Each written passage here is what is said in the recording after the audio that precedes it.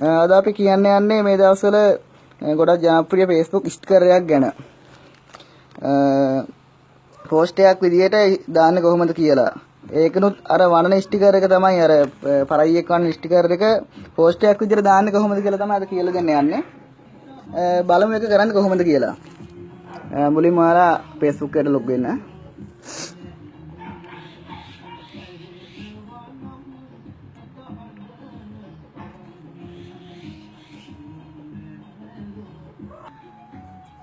ඊට පස්සේ ලොග් වුණාට පස්සේ මේ විදිහට what's your mint කියන තැන ක්ලික් කරන්න. ඒ ක්ලික් කරාට පස්සේ මේ විදිහට එන්නේ. මෙතනින් feeling activity කියන එක දෙන කහපාට බෝලෙත් තියෙන එක ඕපන් කරන්න. ඊට පස්සේ මෙතන තියෙනවා feeling කියන එක. feeling කියන එක නෙමෙයි sticker කියන එක දෙන්න.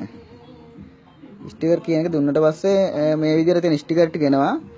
තව ස්ටිකර් වලට මේව නැත්තම් ඩවුන්ලෝඩ් කරගන්න ඕන නම් මේ යටම තියෙනවා දකුණු අත පැත්තේ ධන ලකුණක්. ඒ ධන ලකුණ ක්ලික් කරන්න. ඒ ක්ලික් කරාට පස්සේ මෙන්න මේ වගේ තියෙනවා ස්ටිකර් එනවා. ඉතින් මේ විදිහට වලට ඩවුන්ලෝඩ් කරගෙන යූස් කරගන්න පුළුවන්. මම දැන් ඩවුන්ලෝඩ් කරලා තියෙන්නේ. ඒකින්ද දැන් අපි නිතරම වරන ස්ටිකර් තමයි අපි බම්මු මේක. මේක මේ විදිහට ක්ලික් කරාට පස්සේ මේ විදිහට පෝස්ට් එකක් විදිහට මේක වැටෙනවා. මුලින් කරන්න තියෙන්නේ ඉතින් මෙතන මොනවා හරි ටයිප් කරනව නම් ටයිප් කරන්න. මම ටයිප් කරනවා මෙහෙම.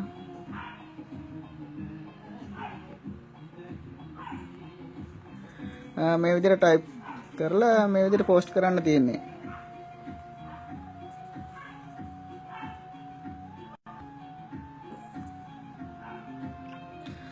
දැන් හරි මේ ස්ටිකර් කමෙන්ට් එක පෝස්ට් එකක් විදිහට බලලා හරිම ලීසි පහසු වැඩක් කරන්න තියෙන්නේ.